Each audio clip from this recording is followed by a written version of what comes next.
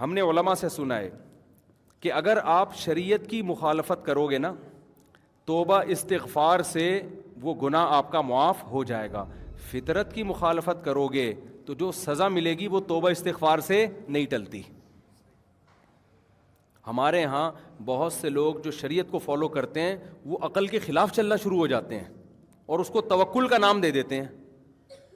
مثال کے طور پر ایک آدمی خدا نخواستہ اس نے کوئی جرم کیا، بد نظری ہو گئی اس سے، شریعت کے خلاف کیا نا. کسی بھی عالم مفتی کے پاس آئے گا، عالم مفتی پوچھے گا اس سے بھائی تم سے کیا جرم ہوا، وہ کہتا ہے بھائی مجھ سے بد نظری ہوئی ہے، مجھے بتائیں اس کی کیا تلافی ہے. تو وہ کیا کہے گا؟ کیا کرو؟ توبہ کرو. توبہ کرنے سے اس کے تمام سائیڈ ایفیکٹ کیا ہو جائیں گے؟ ختم. التائب من الذنب کمن لا ذنب لہ، حدیث میں آتا ہے گناہ سے توبہ کرنے والا ایسا ہے جیسے اس سے گناہ کبھی ہوا ہی نہیں ہے. ایک غلطی ہے. دوسری غلطی کیا ہے؟ موم بتی جل رہی تھی، آگ لگی ہوئی ہے اس میں، آپ نے کہا یار میرا ایمان اپنا میں جانچتا ہوں ذرا، میرا اللہ پہ توکل، آگ پہ زیادہ توکل ہے یا اللہ پہ زیادہ ہے؟ تو میں اللہ پہ توکل کرتا ہوں، اس موم بتی میں ہاتھ ڈالوں گا، اللہ چاہے گا تو ہاتھ میرا نہیں جلے گا. آپ نے اس انگلی میں، اس آگ میں انگلی داخل کر دی، وہ آگ لازماً آپ کے ہاتھ کو جلائے گی، کیونکہ آپ ابراہیم علیہ السلام نہیں ہیں. اللہ نے ابراہیم علیہ السلام سے وعدہ کیا تھا کہ آگ میں ڈال دیں گے میں بچا لوں گا. آپ میرے اور آپ سے اللہ نے ایسا کوئی وعدہ نہیں کیا. اس لیے اللہ پہ توکل کا سہارا لے کے ہمارے لیے آگ میں انگلی داخل کرنا جائز ہو جائے گا؟ جائز نہیں ہوگا، کتنا بھی توکل ہو. آپ نے کہا یار اللہ سے ہوتا ہے، ہمارے تبلیغ والے کہتے ہیں بالکل صحیح کہتے ہیں کہ اللہ سے ہوتا ہے، اللہ کے غیر سے نہیں ہوتا. آپ نے کہا اچھا اللہ سے ہوتا ہے تو میں ابھی بجلی کے کھمبے میں نا یہ جو ہے نا یہ آپ تک پلک لگاتے میں 2 انگلیاں ڈالوں گا اور تم بٹن آن کر دینا، اللہ کا حکم ہوگا تو کرنٹ لگے گا، نہیں لگے گا، نہیں حکم ہوگا تو نہیں لگے گا، اور مجھے یقین ہے کہ اللہ کا حکم ہوگا کہ نہیں لگے گا.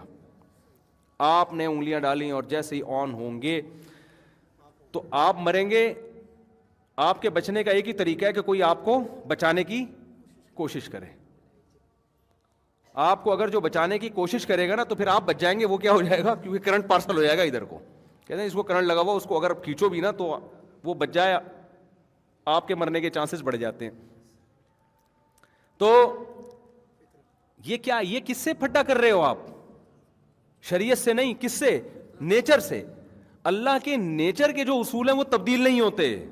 وہ تو کبھی معجزہ ہو جائے تو ہو جاتے ہیں، ورنہ نہیں ہوتے، وہ کبھی بھی تبدیل نہیں ہوتے. اب جناب آپ کو لگا پاورفل قسم کا کرنٹ، آپ اندر سے آڑے ترچھے ہو گئے، بالکل فرمائی آپ کا ٹیڑھا ہو گیا، پہچان میں ہی نہیں آ رہے کہ کون سا بندہ ہے. یا آپ نے آگ میں انگلی ڈالی اور وہ انگلی آپ کی کیا ہو گئی؟ جل گئی.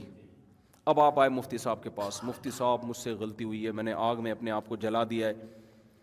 تو مفتی صاحب کہیں گے توبہ کرو بھائی، یہی کہیں گے نا.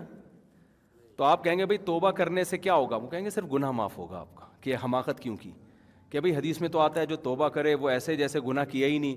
تو میں نے جب آگ میں انگلی ڈالنے سے آئندہ کے لیے توبہ کر لی تو میں تو ایسے ہوں جیسے گناہ کیا ہی نہیں، لہذا میرا زخم خود بخود ٹھیک ہو جائے، یا انگلی جو جل کے ختم ہو گئی واپس آ جائے. کیونکہ حدیث میں آتا ہے جو گناہ کر کے توبہ کرتا ہے ایسے جیسے کیا ہی نہیں، تو ایسا ہونا چاہیے جیسے میں نے آگ میں انگلی ڈالی ہی نہیں.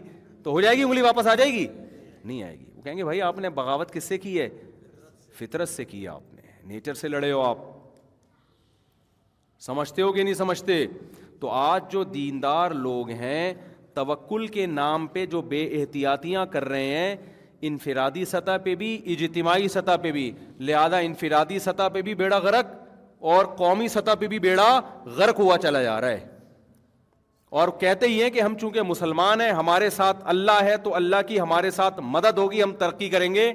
آپ ترقی کے علاوہ ہر قسم کا، آپ 4 شادیوں کا خواب دیکھ سکتے ہو، آپ ان حالات میں ترقی کا خواب بولو نہیں دیکھ. خدا نے آج تک اس قوم کی حالت نہیں بدلی، نہ ہو جس کو خیال آپ اپنی حالت کے بدلنے کا. تو وہ اسباب اختیار کرنے پڑیں گے.